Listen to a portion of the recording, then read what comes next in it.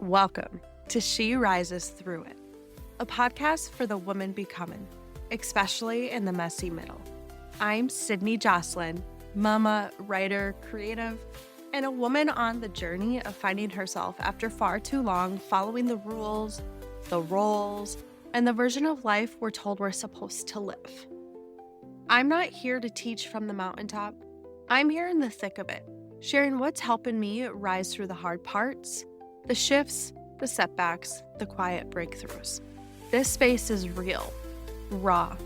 We'll talk about the good, the grief, the ugly truths, and the moments of hope that keep pulling us forward. It's not always easy, but it's always worth it. Please know, what I share comes from my lived experience. It's not medical or mental health advice. If you or someone you love is struggling, please reach out to a licensed professional who can truly support you. This is about becoming through it all. You're not behind, you're becoming.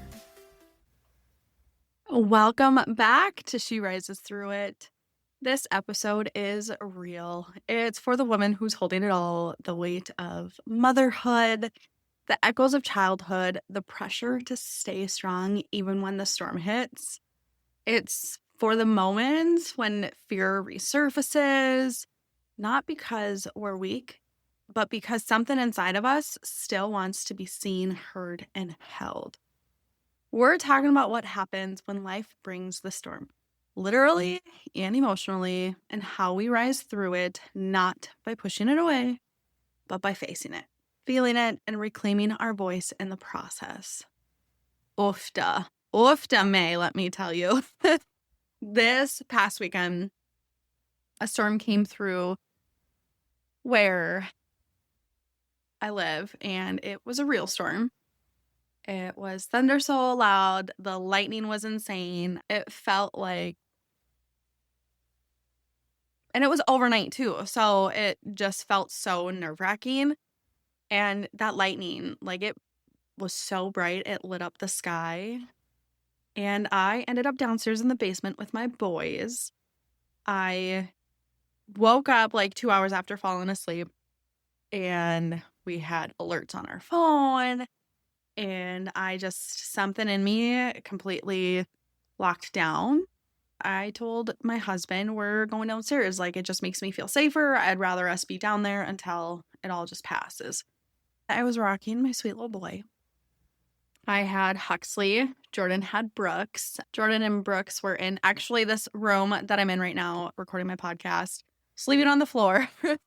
And I was hiding out in the bathroom with Huxley, just rocking him and watching him sleep, toss and turn, the dogs trying to find their position laying with us, just watching them peacefully be as the storm moved through. I didn't sleep well that night at all.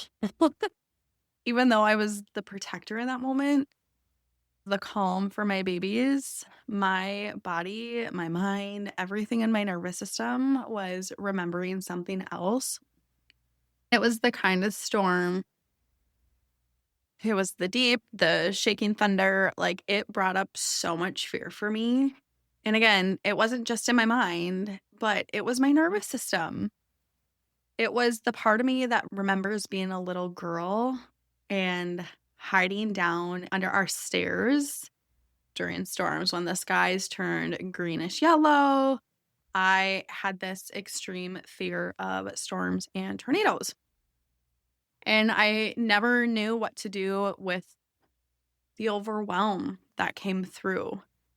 It's nerve-wracking. It's how do I come back to myself and really be calm? Even though I can be calm on the outside, my insides are completely different and the shaking and everything. So I stayed awake, rocking Huxley, breathing through it, looking at the facts that the storm was going to pass soon or in the next 30 minutes. And I was noticing how that little girl who was scared still lives in me. We talked about that in my last episode, Healing While Holding It All, that I still have that little girl and I'm working through everything. It's not all the times that I'm scared, but it's in moments where life feels out of my control, that I can't control it. Control has always been my healing mechanism. But when it comes to Mother Nature, there's nothing I can do. I just have to ride out the storm. So let's fast forward a couple days. The storm had passed, everything was fine. Those feelings kept coming back. Only this time it wasn't thunder. It was something quieter, but just as loud inside of me. It was that familiar ache of feeling misunderstood or feeling judged or questioning if I was too much again, too emotional, too expressive, too open, too loving. Something in me, a lot of things cracked me wide open, right? But something in me like continued to crack open and that fear came through and it overwhelmed my entire day. However, in the evening of that night, I was working through my energy ritual that I do, and something in me fully cracked and I broke down, but not in a way of not feeling worthy or not enough. I broke down in a way that I took my power back. It was a very liberating experience. Speaking positive to myself, I walked to the mirror here in my office craft room and I started talking. I started talking to the mirror, and it wasn't, who I am, but I was talking to my little girl, my little self. I was talking to her. And to that little girl on the inside, to the one who had learned to quiet herself to stay safe, to the one who was labeled a crybaby, the one who was told that she talked too much and cared too much and felt too much. I walked in circles, kept looking in that mirror, and I started letting the words that I was speaking move through my body. Letting the emotions from the anger, the tears, the heat, it flooded through me. I was swearing at myself in the mirror. I was crying at myself in the mirror. And I was allowing myself to be seen. I was allowing myself to not be shushed, right? I didn't try to get over it. I met her where she was and what she needed. I was telling myself that I'm not a crybaby, that I'm allowed to cry, I'm allowed to feel, I'm allowed to speak, to express my emotions, and I'm allowed to be who I am and who I want to be fully, loudly, softly, and emotionally. And I was telling myself, you're not annoying. You are not too much. You don't talk too much. You definitely I have an introvert, extrovert type personality. I'm very extroverted. That is who I am. But there is a part of me that hides in her shell and just likes to watch and feel things out. Just sense the energy in the room and in the conversation before I react or before I speak. I was telling myself that I am not unworthy. I'm not unworthy of love just because someone didn't understand my light, and they don't get to diminish that light. I think far too often we let so many people diminish our light and our story and that perception of the story. There's always his side, her side, and the truth, right? Which is true. There's his perception, her perception, and the conscious truth. Neither perceptions are actually truly right. They may be right for that individual, absolutely. But when you put two perceptions together, there is an inner circle there. There is an inner perception of what is actually the inner truth. I wasn't allowing anybody's perception of me to start being attached or personalized. I was saying things to her, to that little girl, that I needed to hear, hanging out in the front yard of our big white house back as a child. I remember this little girl, and the vision I see of myself is doing cartwheels in the front yard. I remember having this 4th of July outfit. It was a white costume top with feathers, boa somewhere around it. I and then these 4th of July pants, and it was like a crop top pants outfit. I just see that little girl, and I remember feeling so self-conscious about my body because it was the whole crop top pants outfit. It was so cute and so fun, and it was so adorable and festive, and that little girl I let be diminished. I was allowing myself yesterday and looking at myself in the mirror to be seen and be heard and let her know that she was loved. And whether I was 12 years old, 25 years old, or even now, 31 years old, I realized something important. I am not that little girl anymore. I am not that little girl that gets to be diminished, but I am the one responsible for protecting her now. And I am responsible for shining her light through. I'm not here to make her smaller. I'm not here to let her rise, but I'm here to love her back to life. Loving her back to life shows the inner beauty of who I'm becoming and who I'm becoming to love and who I want to embrace and bring into this world. And oh, is it ever hard? None of this is easy. Like when you actually start doing the inner work and start working on yourself, there is so much hurt. There is so much uplifting, and it's this ever evolving wave that you go through. And you just ride it. You ride it and see where everything flows. And I let things still affect me, but it's working through it now and recognizing it. And yeah, it's hard, especially when you're still dealing with the inner and outer storms, the inner storm of my little girl, the outer storms of real life storms coming through, or not knowing how to not cure my children, because there's no cure, but how to make it so they don't have to go through all of this, right? But in reality, I can't control that. And that fear that's within me, I have to allow. I have to allow it to be, and I have to allow it to flow, and I have to really release that control little by little. I did a breathwork session yesterday with a phenomenal coach, actually. When I went through her breathwork session with her, there was this moment I could not release control of my hands from my blanket. Like I was clenched. It was this journey that it's okay. It was this little girl too, which is so interesting that this whole story evolves together. It was this little girl that it was okay. Let go, let go of that control and release. I couldn't. It took me, it felt like forever, honestly. It felt like forever, but I slowly released the grip in my hands and in my body, and I allowed to let everything be. I allowed to release that control. When you work on this inner work and you see that, you really can start empowering your conscious self. You really can start doing more of that healing inner work and energizing yourself to be who you want to be and who you want to become and who you want to inspire this world as, right?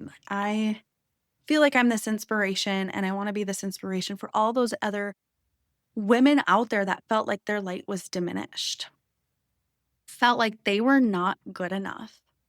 Is breathwork not for everyone? Absolutely. But is it a great tool? 1,000%. 1,000% agree.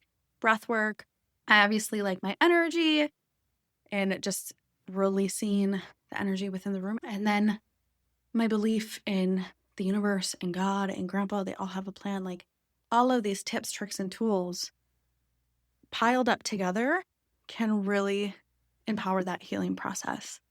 Walking through my room, speaking to myself, screaming at myself in the mirror, swearing at myself, crying. You just allow it to be. You allow to release what was.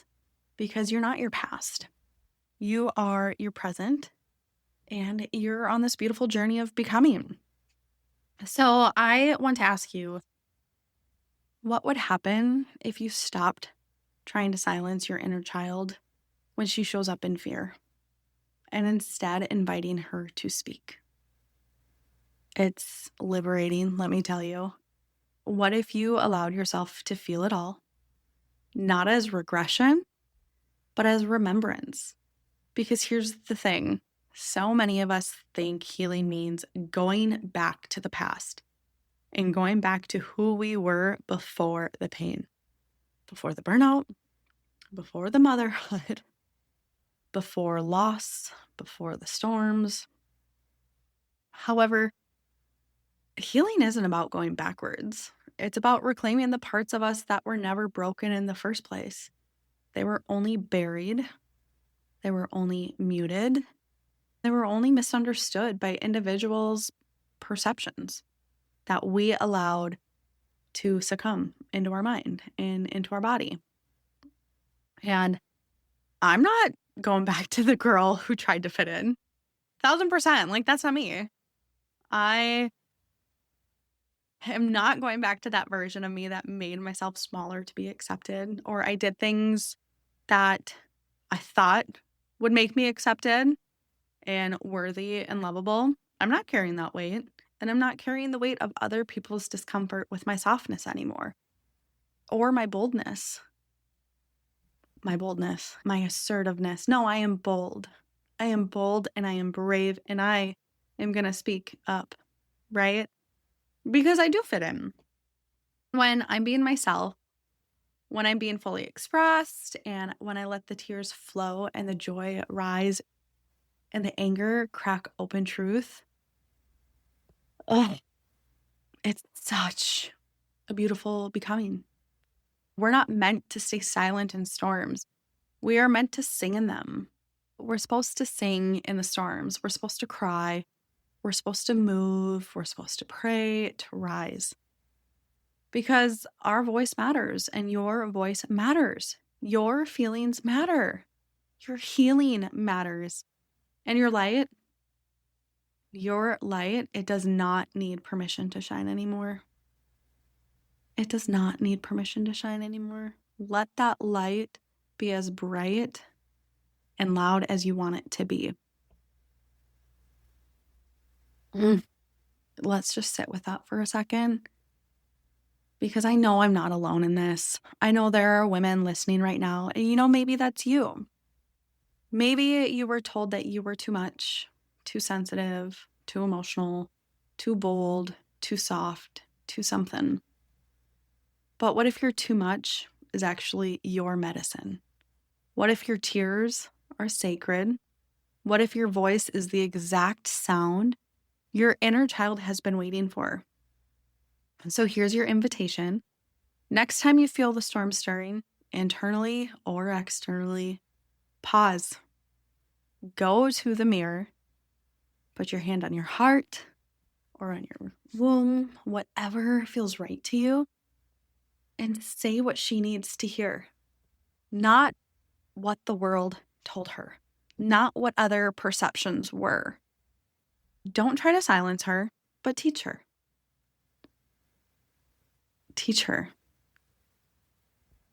Hey, teach her the truth and teach her your truth. Because I see you. I love you. I love that you are showing up.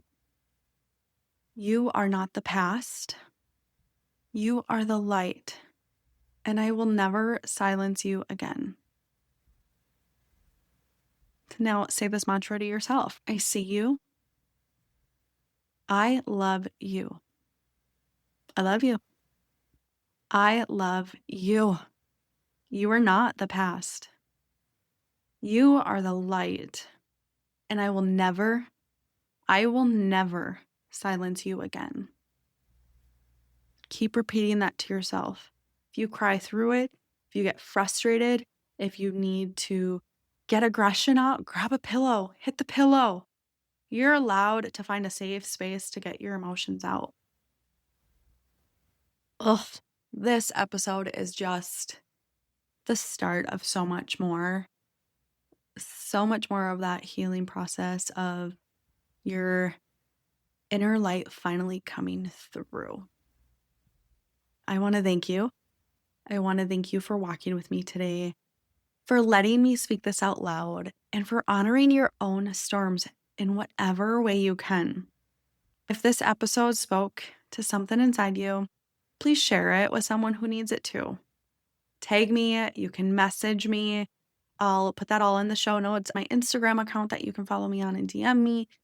Let's talk about the storms we're healing through, because she rises through it together.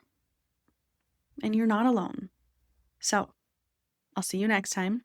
And until then, you are loved, you are rising, and you are already enough. You are not behind. You are becoming. Thank you so much for being here. Truly. If something in today's episode stirred something in you, I'd love for you to follow, share it with a friend, or leave a few words in a review. It helps more women find this space. We are just getting started, and next week's episode is already unfolding. I cannot wait to bring you along for it. Our full website and more resources are coming soon, but until then, you can always connect with me on Instagram at Sydney Jocelyn. Until next time, you're not behind, you're becoming.